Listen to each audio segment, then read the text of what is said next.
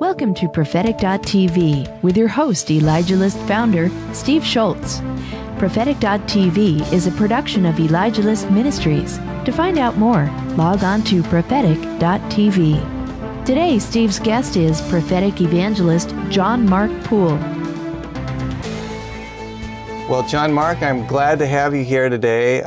You and I met, what was it, a year ago? A little less than a year ago, outside of New Orleans and Baton Rouge, I think. And you're quite the prophet of God, and I've been looking forward to this time together.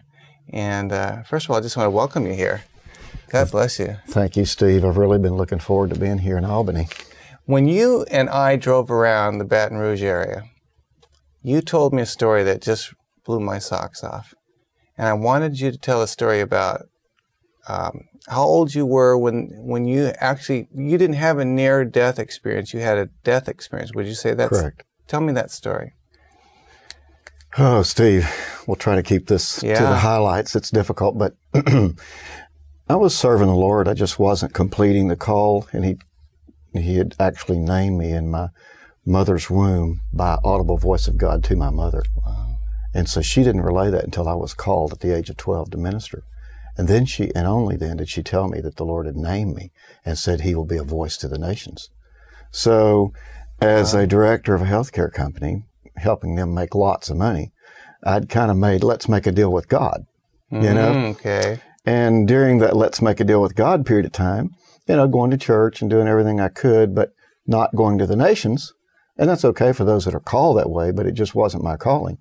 So you feel like you were being disobedient? I really was. Okay.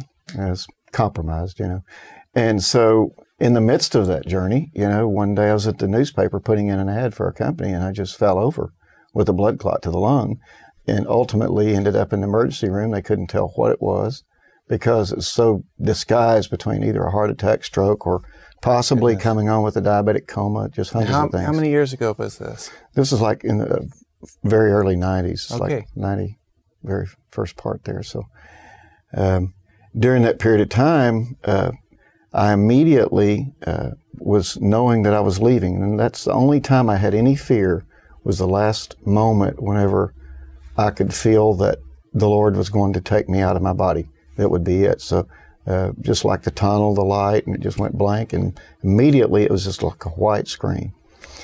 And I just sat up right there in the emergency room, and I thought, wow, why are these people so concerned? I mean, they're like jumping around, and you could tell they were, everything they had poked and plugged into me, and nothing was working. And I thought, guys, I feel great. Now, did you realize you were leaving, or did you realize? No, I thought I was well. You thought you were well. It's just like you and I sitting here. I mean, there's no difference. Only it's more clear. Okay. Now, you described being caught up, and then you described some warfare. Talk to me about that. Well, from that moment, I realized that my talking to them was not going to get through. I didn't know why. So I just started lifting. I looked back in the room and said, well, bye, guys. It's what's weird is I looked at my body and didn't recognize myself. Yourself, Steve, is you inside you. It's that spirit, man. That's yourself. And I realized that later, so I started rising up. And as I went up, I started going through kind of like a sphere of the heavenlies. And then it got dark, and I thought, my goodness, wow, am I headed to, maybe I miss God in all of this. I don't know. And then I began to see warfare. And actually, I visibly saw huge heavenly hosts. I'm talking big. Bright. They were bronze colored with large swords, and they were like large warriors.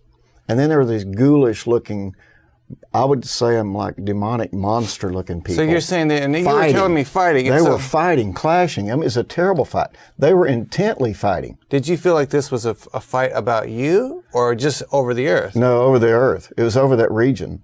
Okay. And I was going through this, so I just, figuring, well, here I go for the worst of it. I just crouched up and went in sort of like that fetal position, like, here goes, whatever fate I'm going into. And I just finally went through that sphere. And as I come out, I thought, Thank God. It's almost like what we would call the second heaven, but it's, though that term is not in the Bible, maybe Right. that's the second heaven passing through, and then the Lord took you up. Tell us quickly what happened when the Lord took you to heaven. Well, that is a warfare in the heavenlies, and I did realize that. I passed on through that, went right on through the mountains. I love the mountains. That's why I like this region, because I love the snow-covered mountains.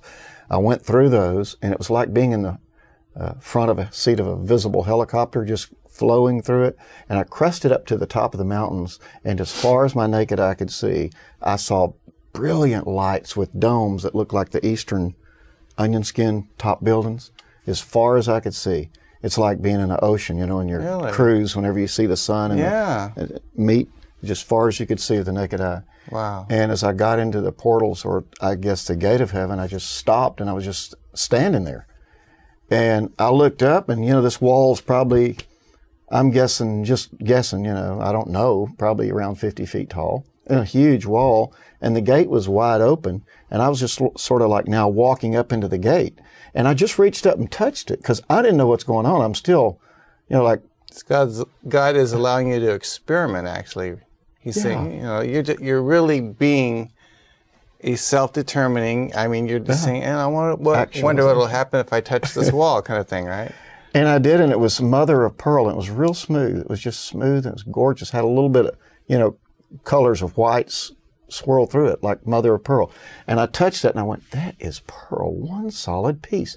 And then that's when it hit me, and I went, wait a minute. You know, I knew the Bible, one piece, one solid piece, pearl, gates, huge, feeling of peace, and this is heaven. So, you know, I just said, well, if the door's open and they let me in, I'm going to try to get in there. So I just walked in. And these thoughts are literally Oh, going yeah, through your just head. like me and you sitting here. I thought, well, and, you know, you can't hold me back. I mean, that's heaven. At least I'll see how far he'll let me go. And when I walked in, I looked down at the streets, and it was like pure gold. 18 inches is what I would estimate of looking down. And those, you know, you could read. Like see-through. Almost. Yes. You could actually, like snorkeling, you know, only gold-colored hue.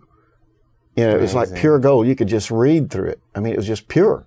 Wow. And I'm on it, and I know, but there's a knowing in you that you don't have to say. I mean, I just knew that was a golden streets. Now, talk to me about, and I could sit here for hours and talk and delve into every single detail, and we will, believe me, but God allowed you to meet someone. Tell me about that. Well, back to the time I mentioned my mother had told me after I surrendered to 12, you know, at 12 to minister. Right. She said, only one time I found a toy hidden way back in the barn, asked whose it was, and she said, well, that belonged to Stanley, and you wouldn't know him. He passed away before you were born, but that's a brother one day you'll meet in heaven. Mm-hmm. Well, she actually spoke those words, and so I have a feeling of knowing. It's like, you know, my wife Sandy, for instance, we're in the kitchen. I go to get a cup of coffee. I don't know her walking up behind me, but, you know, you can feel that. Yeah. And so I felt that presence. I turned around. Now I'm in heaven, right? Back on the streets of gold. I turned around. I've never seen his picture. Didn't know him, you know, from albums or anything. Goodness. And I turned around. I looked at him, and I said, Stanley. He said, yes, Mark. I'm the brother you've never met. Oh, my goodness. He said, welcome to heaven, because you are actually here. Now, see, there would be some people that would believe that that wouldn't be possible, that God wouldn't.